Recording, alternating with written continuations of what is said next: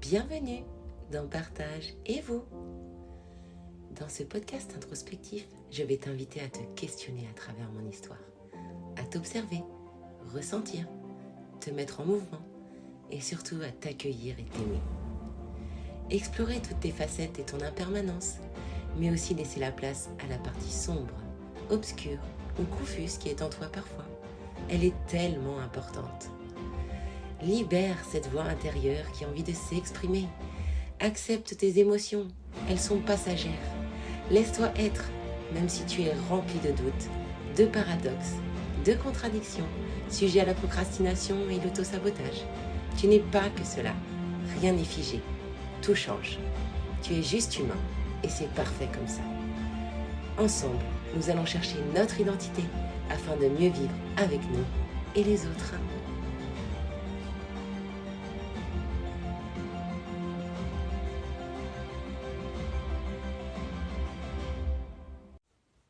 Bonjour et bienvenue dans l'épisode 10. Alors aujourd'hui, on va parler du lâcher-prise, ce fameux terme qu'on voit partout et qui est très abstrait. Alors pour moi, le lâcher-prise, c'est un outil qui m'aide à mieux vivre. Si je devais donner une définition, je dirais que c'est l'art d'accepter toutes les choses que la vie nous propose. Mais bon, pour saisir le sens du lâcher-prise, il faut l'appliquer. Et ça, c'est pas une mince affaire. Lâcher prise, c'est vraiment une notion complexe. Alors, bien que lâcher signifie laisser, ou plus exactement cesser de tenir, de serrer, c'est l'action qui consiste en fait à laisser de côté ce qui nous empêche d'aller bien. Donc en lâchant prise, on s'ouvre et on accueille le nouveau. Et en procédant de cette façon, on s'engage vers une vie plus heureuse, en meilleure adéquation avec qui nous sommes. Il arrive à un point culminant où il faut abandonner les choses qui n'ont plus lieu d'être. On s'est agrippé désespérément à ce que l'on tenait, à un moment donné de la vie. On reconnaît que parfois cela ne sert à rien. Et les choses sont dépassées et nous empêchent d'évoluer. Et puis, quand une situation nous semble intenable, on traverse une sorte de chaos intérieur. Et c'est là le déclic et le moment de lâcher prise. Le lâcher prise, c'est une attitude qui soulage. Ça ne se voit pas vraiment parce que ça agit au niveau de l'esprit, mais ça se ressent. C'est un voyage à l'intérieur de soi qui, à force de courage et de volonté, permet d'abandonner ce qui nous fait souffrir. En fait, en lâchant prise, tout ce qu'on subit disparaît. Et on s'allège du poids de la douleur. Lâcher prise, c'est aussi renoncer à nos résistances intérieures. En général, quand les choses ne vont pas très bien, on s'acharne encore plus pour que rien ne change en fait. Je ne sais pas, un exemple, ton conjoint, il veut une promotion et il te dit que du coup il va être moins disponible. Et au lieu d'en discuter tranquillement avec lui et de voir qu'est-ce que vous pourriez mettre en place en fait pour que lui arrive à satisfaire cette envie d'évoluer, et on s'entête à penser que on doit absolument rester au même endroit, dans le même poste, parce que il y a un confort comme ça. Alors que il y aurait tellement d'autres opportunités à voir avec cette promotion. En fait, il faudrait trouver les avantages plutôt que de... Parce que notre système et notre mental trouvent toujours les problématiques face au changement. On n'aime pas le changement. Et dans cette situation, par exemple, d'une promotion de son conjoint qui va avoir moins de temps, on peut voir du positif, dans le sens où ça se trouve, cette promotion va rapporter un peu plus d'argent à la maison. Il sera peut-être un peu moins là, donc il y aura moins de logistique sur les repas. Ou d'autres avantages, en fait, liés à ça. Comme un peu plus de temps pour soi, en fait. Et avec les enfants.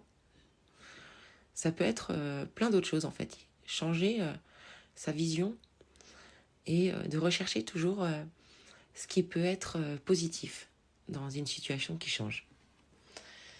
Et si on sent qu'on s'acharne, c'est forcément qu'en fait on lutte contre notre nature. En fait, l'effort qu'on éprouve, il indique qu'on se trompe et on fait fausse route. Donc ça sert à rien de se crisper sur la chose qu'on veut absolument conserver. Et lâcher prise, c'est arrêter d'agir dans le mauvais sens pour que notre véritable nature s'épanouisse. Alors, certains disent que lâcher prise, c'est renoncer. D'ailleurs, c'est une technique ancienne qui fait partie de la sagesse orientale. C'est les bouddhistes. Lâcher prise s'apparente au renoncement. Donc, c'est un état d'esprit qui conduit à la paix intérieure. Et il considère en fait que faire, avoir et devenir occupe une grande partie de notre vie. Et ce sont des distractions qui nous éloignent de notre nature essentielle. Donc y renoncer, ça nous libérerait et nous permettrait d'emprunter le chemin qui nous mène vers vers soi en fait. Il y a aussi la vision des taoïstes, où c'est le Wu Wei, je crois. Ça se traduit par le non-agir ou l'absence d'effort. Donc ça ne veut pas dire qu'il ne faut rien faire, mais plutôt œuvrer de façon juste, en accord avec une force qui nous dépasse.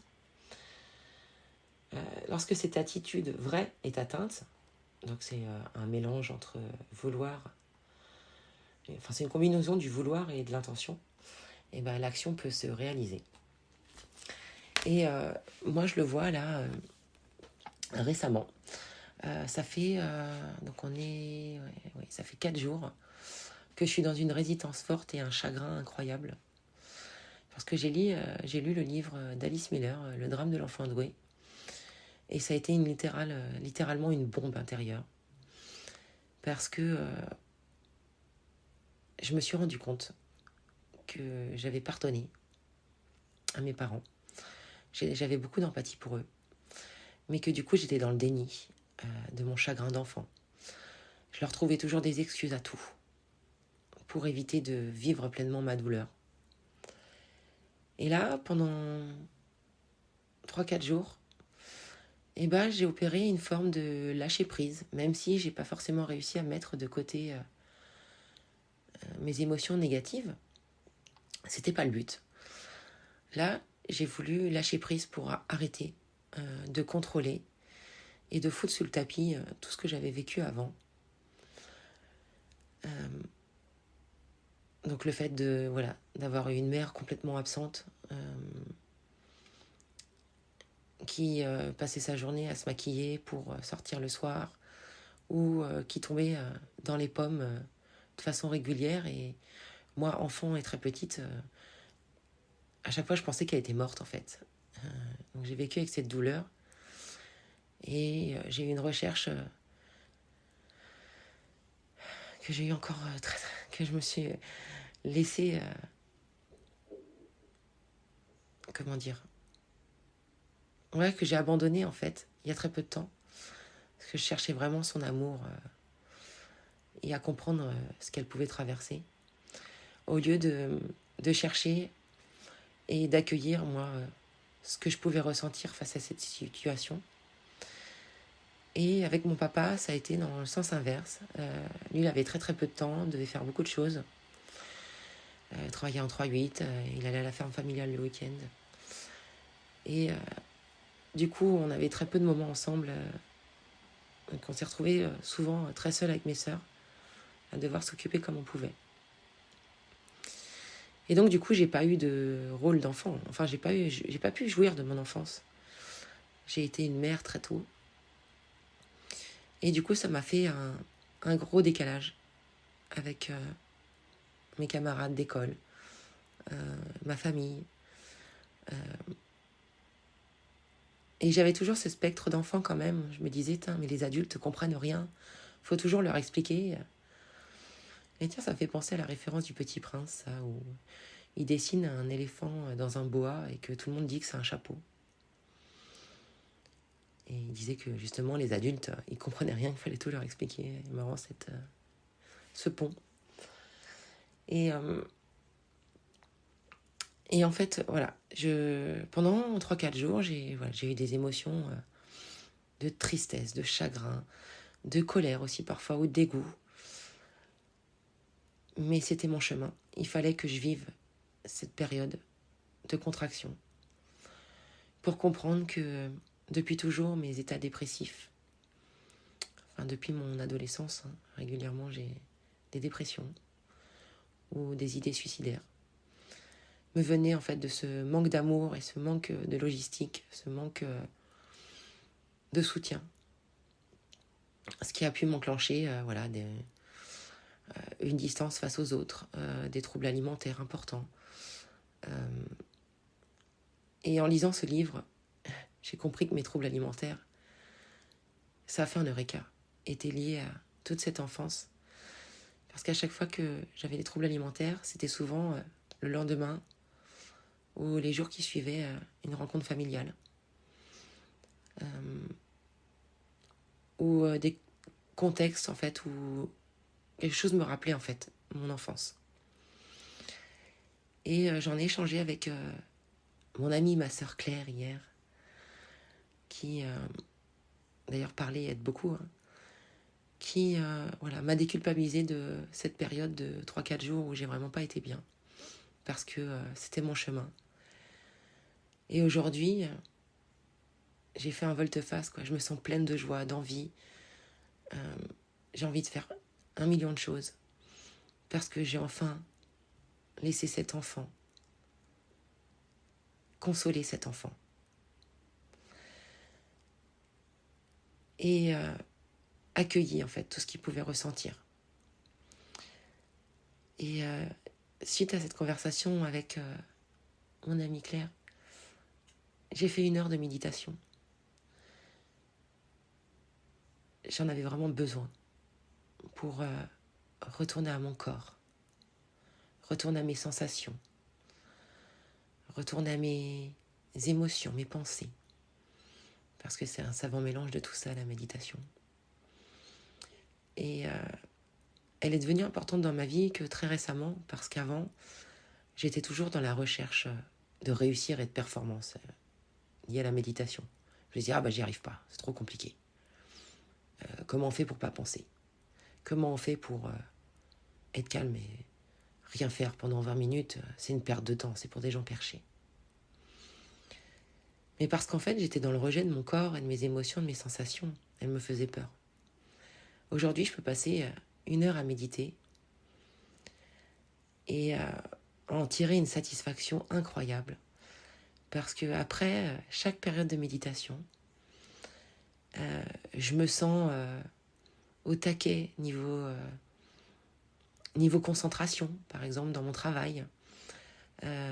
Niveau connexion neuronale, et j'ai lu pas mal d'articles qui, d'ailleurs, je ne suis pas scientifique, mais je ne sais pas si je vais réussir à vous restituer ça, mais ça crée des chemins neuronaux et des choses dans le cerveau qui permettent vraiment d'être focus après, d'être bien dans son corps, bien dans sa tête, pour pouvoir faire les choses de la meilleure manière.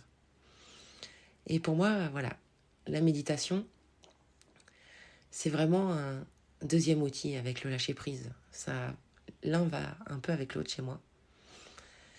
Et maintenant, je n'ai plus d'attente de réussite liée à cette méditation, disant que je ne vais pas y arriver ou je vais y arriver. Juste là, je vais reconnecter à mon corps, à mes pensées, à mes émotions. Je vais voir ce qui se passe. Je vais faire un scan corporel. Je vais ressentir où j'ai des contractions, où je suis détendue.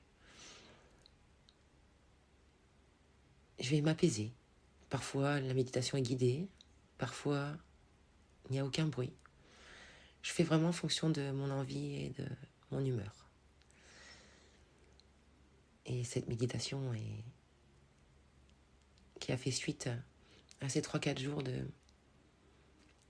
de fortes contractions et de chagrin et de larmes presque... J'ai pratiquement pleuré toute la journée. Je me cachais et tout parce que j'avais ma fille à gérer, donc j'allais dans le garage, je faisais semblant que je devais faire quelque chose et Ça coulait. J'avais emmagasiné tellement de choses. Et dans cette méditation, j'ai vu cet enfant. Je l'ai pris dans les bras, je l'ai accompagné, je l'ai rassuré. Et je l'ai vu reprendre sourire, sauter, profiter de la vie. Et ça a été juste une libération. Donc voilà pour cet épisode entre lâcher prise et méditation. J'espère qu'il vous aura apporté quelque chose et que vous ne verrez plus le lâcher prise et la méditation comme des choses abstraites ou de personnes à fond dans le développement personnel. C'est comme un peu l'hypnose aussi, c'est un peu la même thématique en fait. On se dit qu'on n'est pas capable de le faire alors qu'on le fait au quotidien. Que ce soit dans la voiture, quand vous prenez votre trajet habituel pour aller au travail, vous êtes dans une forme d'hypnose en fait. Et dans le quotidien, vous êtes dans vos pensées ou dans une... Même quand vous avez une douleur, vous pouvez rentrer dans des états méditatifs sans le savoir. Dans le lâcher-prise aussi, vous devez y recourir souvent sans vous en rendre compte. Je sais pas, une chose se fait pas et puis vous en faites votre partie en disant que c'est pas grave, on va faire autre chose.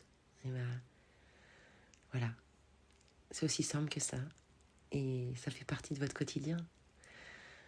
Et en prendre conscience, c'est déjà y aller un peu plus souvent et de rendre la chose beaucoup plus simple et accessible. Voilà pour cet épisode. Je vous souhaite une très belle journée et je vous dis à la semaine prochaine pour un nouvel épisode. Si tu as trouvé cet épisode intéressant ou utile et qui peut l'être pour quelqu'un d'autre, n'hésite pas à le partager. Je t'invite aussi à t'abonner et à mettre 5 étoiles sur les plateformes d'écoute afin que mon podcast soit plus visible. N'hésite pas à me faire des retours, ils sont très importants pour moi. Si tu souhaites échanger sur l'épisode, me poser des questions, que tu as besoin de parler ou te libérer sur un sujet particulier, tu trouveras le lien de mes réseaux sociaux sur le descriptif de l'épisode. Tu peux me contacter en privé si tu souhaites plus de confidentialité. Je te remercie pour ton écoute attentive et je te dis à bientôt.